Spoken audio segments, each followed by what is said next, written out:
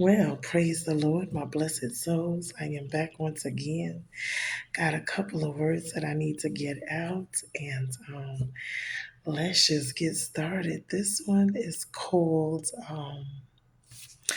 Kingdom Spouse or Kingdom Marriage. They've been talking about this a lot. I just really never felt like there was a kingdom spouse or there was a kingdom marriage per se, but I just say this for this one because I like the way I really believe that God kind of hooked these two up. So we're going to get into it. We're in Genesis chapter 24. And hold on, let me go to it real quick because I was in another one. And this was the next. So Abraham is getting up in age now. And what is going on is he wants to find Isaac, who is the promise. Remember, he was the promised child that God had promised him and his wife Sarah. Mind you, Sarah, she has already gone home to glory. She already died. So Abraham is now up in his age and he wants to make sure that Isaac marries, but not only does he marry, remember there was a lot of stipulations from the time of Noah with Cain and Canaan. So you didn't want to marry into which God didn't want them to marry the Canaanites or the Edomites. Why? Because those were the cursed ones. Those were from the house of Canaan. So you got to understand picking a mate is very important. And we're going to see here how God exactly does this situation. So let's get into it. Okay, so it says, I'm in Genesis chapter 24. It says, Now Abram was old, and he was well in years, and the Lord had blessed Abraham in all things. So Abraham said to his servant, one of the oldest of his household, meaning he'd been with him a long time, who had charge of all that he had. That was very important. This person here, when you are looking to do certain things in life, you have to have people that you can trust. Important things, because if not, they have to be trustworthy. I don't care what it is with your kids, with your finances, any type of relationships that you're going to have, especially inner circle. You have to specially handpick these people, because there cannot just be anyone finding a wife for your child, or making arrangements for your final arrangements. Things like these things are very important. And because if you can't trust people, okay, while you're living to handle things, and do right by you, you obviously cannot trust them in certain situations. If you got sick, there's just a little side note. But anyway, remember, Abraham was a wealthy man. So when you're wealthy, even when you're not, the bottom line is you want to have someone. But this was a person that was, we already see it's established he trusts this man. And this is what he says to him. Um, he says to him, and Abraham said to the oldest servant of his household, who had charged to all he had, Put your hand under my thigh, that I may make you swear by the Lord, the God of heaven and the God of the earth, that you will not take a wife for my son from the daughters of the Canaanites among whom I dwell. Now remember, they're all relatives. This is the sad part. They are, because they're all descendants of each other from Adam and Eve. But the problem is, some of them are cursed. And with that comes the issues that they bring, the generational stuff. Remember, God said they will be cursed up to 4 generations. So you do not want to marry someone who's cursed and cursed up to 4 generations. And certain people, their own selves may be cursed up to 4 generations. But then you're going to marry another person. See, this is why more than looks, more than, all this crazy stuff, you got to pick your partners. And trust me, this is something I'm learning too, because honey, yeah, let's get into it. Just be honest. So I'm learning right along with you guys. It's serious. So in their custom, I'm going to go. In their custom, what it is when they're doing oaths, right? Or they're swearing and they're doing oaths or the covenants, they're like contracts. So he told him, put his hand up under his thigh, because this is the way that they did it. And he said, the servant said to him, Right. Put your hand up under my thigh, which is where his groins is, and swear that you won't take, get a wife from the Canaanites for my son. And so he was going back and forth with him because he's like, oh, he wants him to go find a girl from his old land where his father and them live, but he don't want his son to go back there. He don't want Isaac to go back there and live. He wants the girl to come there. So he's like, oh well, the servant, what if she doesn't want to come? So he was like, it doesn't matter. If she doesn't want to come, she's not the one. Understand something. Whatever it is, do not let him go back there. You can bring her from there because this is, where they were. They were near the Canaanites. They didn't want him to marry no one there. He still wants someone from his bloodline, but from the blessed side, not the cursed side. See, so this is where that comes in. So now, he goes and he says, okay, so they both, this is their covenant. And he says to him, whatever you do not take my son back to the land from which he came. So the servant, mounted up. He had to go back there, and find someone. So what the servant did was he went because he knows, he's grew up with Abraham, and he knows about the servants, serving God and the covenants and how blessed God, has allowed them to be. Because remember, a lot of these people are not blessed on their own. They're just blessed because they are around Abraham. And remember, he is the one that God has the covenant with. So let's get into it. So what the servant did was, because he explained to him, the Lord God took me away from my father in that land, and he promised this land, right? Because why would you go backwards? And this is what we cannot be doing. If we're moving forward and this is what we're doing, and God already promised that Isaac would be born, not only would he be born and of our loins, but he was going to be the seed, meaning the one, the promised one, that was going to make all of these promises that God had promised them come true. Meaning he had to have Isaac, one, and then two, Isaac has to marry and he has to continue the bloodline on, because remember, it was just Ishmael and him, but Ishmael got sent away with Hagar. So now these is where the bloodlines is going to come in at, and this is what they're fighting over that land over there.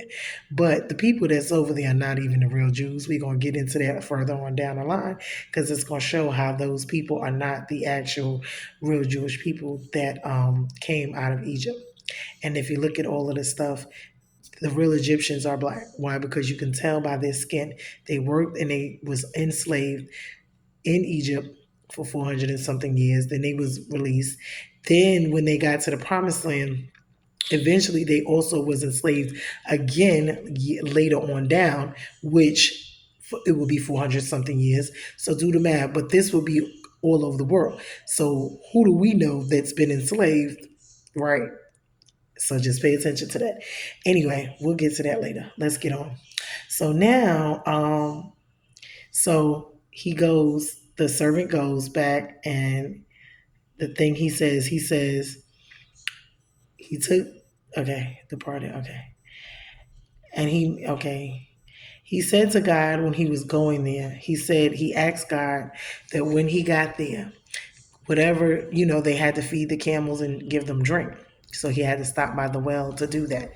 So he told God, which is God Abraham, and he told him, because they all served him too, because they're out of that household. That's another thing. If they were in his household, they all served the same God, whether they were, not of them or not. That's because that's how the covenants went.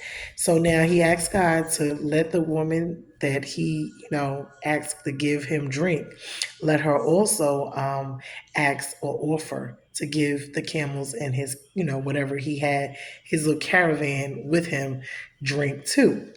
That would show the sign, that it would be a sign from God, because he already asked it. So God would, in private. So it will be for, in public, God will let it happen the way he asked. That's how he would know which one was the one. So when Rebecca came out, he got there and he seen her, and he asked her for a drink, and she did. She offered him something to drink. And not only that, she gave the camels. But the good thing about it was she was from Abraham's descendant, meaning she was from his bloodline and his family, that, father's line.